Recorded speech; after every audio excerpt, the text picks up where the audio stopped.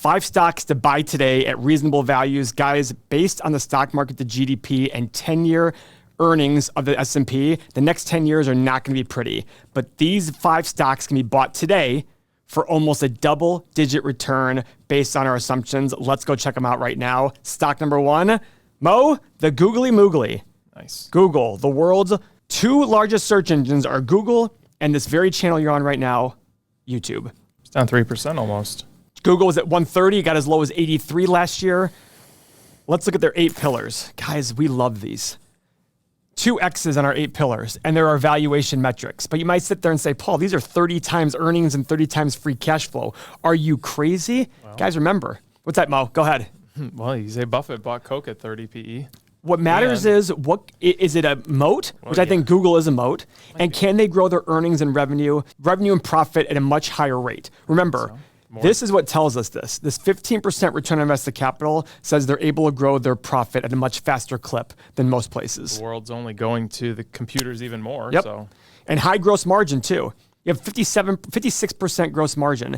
Every extra dollar they add goes right to the bottom line. Let's pull up our stock analyzer tool on Google, and I'll show you some of my assumptions. I did revenue growth. By the way, you know I love return on invested capital increasing. I know, that's the best part.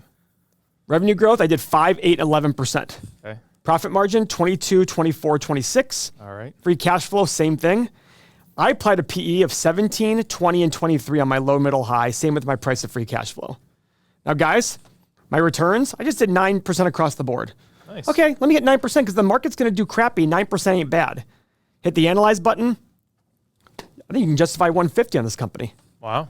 And it's not far away. It was recently below their lowest price. So again, guys, this is a reasonable buy if you're okay with 9%. Me personally, I'm not, but your position might be different, and that's okay. Warren Buffett buys companies for 9 or 10% because he says, this company's gonna be around forever. I'm okay making high single-digit returns because his job is capital preservation. Yep. Company number 2, Meta, hit a huge low, not an all-time low, of $88 a share on November 4th of last year. It has gone on a tear since, also down 2.8% today to 315, but it absolutely ripped higher. Let's look at the 8 pillars. Boom, another 30 times PE and price to free cash flow. Another 30x. But again, Mo, it's probably another very large advertiser. And a moat. Huge moat. And look at this, Mo. Look at this gross margin. The amazing thing is people of every age go to this thing. You know what's funny? I've started using Threads lately. Oh, that's their Twitter thing, That's right? the funny part. You even say that, but look at it this way. They integrate it into my Instagram, and they integrate it in my Facebook. So now when I'm on there, I see a comment. I'm like, that's stupid. I'm like, oh, that's a great comment. Let me comment on that. They've done I think Threads will start picking back up. So you can comment on Facebook from Instagram? No. What it is you then click on the Threads, and it takes you to your Threads account. Oh, and then see. I go comment. That's cool. But it's interesting. More Yes. integration. That's it. I'm like, I bet you Threads is going to pick up pace from here. Yeah, even if it doesn't just explode in the media and stuff, it's just being used and keeping you on their platform. Yep. And they also have WhatsApp, which they barely monetize. They have Instagram. They have Facebook. I mean, guys, this company's going to be around for a long time. And the big key there is they advertise, they sell advertising, and it's going well for them. Yep. Okay, so analyst estimates. Let's see what they got there. Big time growth and profit. If you believe this profit per share in 2028, I mean, that's huge. That means it's selling for 10 times 2028's profit. Right. Let's go to our stock analyzer tool. I have it on my watch list at 250 because, guys, I want a screaming deal to own this company again. Here are my assumptions. 5, 8, and 11% revenue growth. Profit margin, 24, 28, and 32. Same thing here with free cash flow. The big reason I went so high is they're doing this meta stuff, which is just killing their cash flow and earnings. They just cancel that. They've added probably 7 basis points to their profit number. Yeah. PE, I went 17, 20, 23, and I did 9% return across the board again. Analyze button. Guys, I think you can justify 360. Yep. Heck, if they hit their highest numbers, 576 stock. Again, doesn't mean it's for sure, but these are the assumptions we're making to get these kind of returns. Stock number 3, American Express. Full disclosure, I own American Express, but don't ever buy a company because I own it or anybody on the internet owns it. Learn a process. That's what we're trying to teach here. We're trying to teach the process of how you actually pick stocks. So 52-week low of 140, all-time high 195 in the same year. Analyst estimates.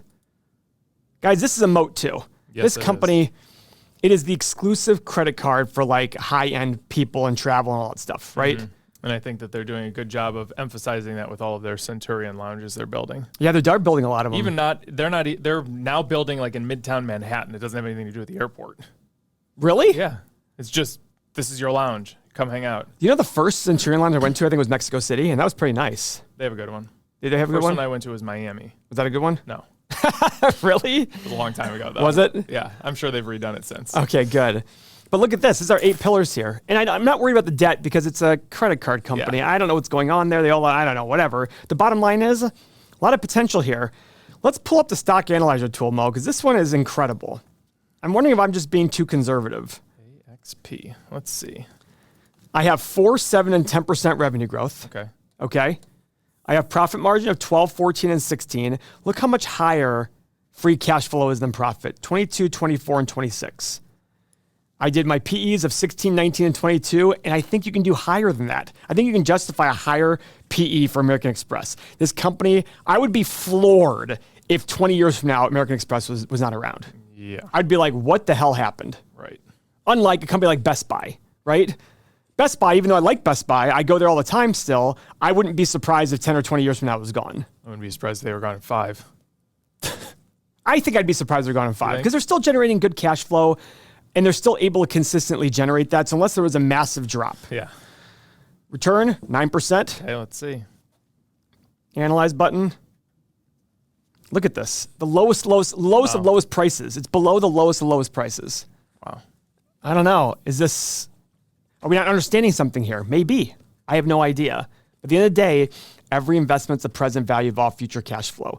I'm more apprehensive about these numbers. I'm like, how is it so far off for such a popular and great company? And their all-time high is still 198, which is below all of these numbers. Maybe it's because it's in the financial sector. Yeah, probably. Doing things maybe. Probably. Stock number 4, the Home Depot, where doers get more done. I thought about that the other day. So we're moving right now. We have Home Depot boxes. I'm like, who came up with this pitch? Like if somebody pitched me and said, Paul, here at Home Depot, this is our pitch, where doers get more done. I'd be like, no. That's stupid. But it works. It does work. They've done a good job promoting that line. Also, let's do this. Remember that one? That was these guys because they had buckets that said let's do it or something. Let's do it as Nike. Or just do it as Nike. Do it as Nike. Interesting. Yeah. Okay, all-time high of 401 in December of 2021, so 2 years ago in 2 days. 20 times, let's look at the 8 pillars here. Oh, look, Mo.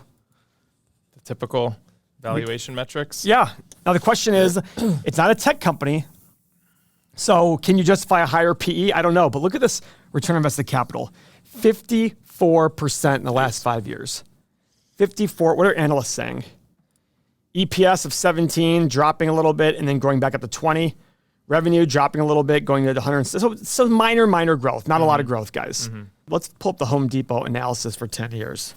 All right, guys, so here are my assumptions. 3, 5, and 7% revenue growth. The analysts aren't expecting this, but they're growing stores, and with inflation, it'll bump up revenue. Profit margin. I did low of 9.5% because that's their 10-year average, but it's growing. 9.5, 10.5, 11.5. Same with free cash flow. PE, 17, 20, and 23. This is a company that, like, if you say, where do you go to for home stuff? 2 places. Yeah, Home Depot and Lowe's. Yeah. Correct. And I did 9% return here. Now remember, these returns are always including dividend. Hit the analyze button. Guys, you could justify today's price. It's at 323 right now. And again, if you're okay with that return, right, Mo? Yeah, exactly. Final company, UPS. Mo, we know you hate FedEx. What is your view on UPS? I love UPS. You love UPS. Love UPS. Love my UPS driver, Mike. Shout out to Mike. He listens to our channel, doesn't he? I love Mike. All right. Shout out to Mike. I think he's in our community. Is he? I think, no, maybe not. I thought he was. I'll ask him next time I see him. Here are the 8 pillars on UPS. The only thing, That debt level. Not bad, and it's UPS. But I will say this, Mo, Capital intensive business when it comes to which I don't like. trucks and planes. But who's the number one shipping company now in the country? Not UPS. Not FedEx. Amazon. It is Amazon now. It is Amazon now. They took over as number one. Yeah. Crazy. So is that going to be a permanent change to the business model? I don't know. Not everybody's going to be an Amazon, though. Right? Let's look at analyst estimates. They still have a 50% growth in profit over the next 4 years. Pretty good. Revenue growth, mid-single digits. So according to analysts, even with this, it's not terrible.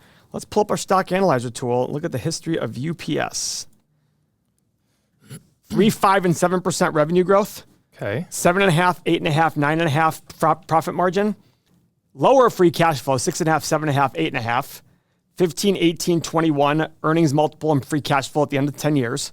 And then 9% return. All right. How do these feel? Well, I think they're pretty good. Let's see what the numbers are. Now, guys, if you're interested in this software and you want to talk to people in the community, everythingmoney.com. There's a free 7-day trial. Go check it out. Learn more about it. Hit the analyze button. The stock's currently at 155. You could justify today's price. Yeah, there you go. If you're okay with that 9% return, thank you very much for your time, guys.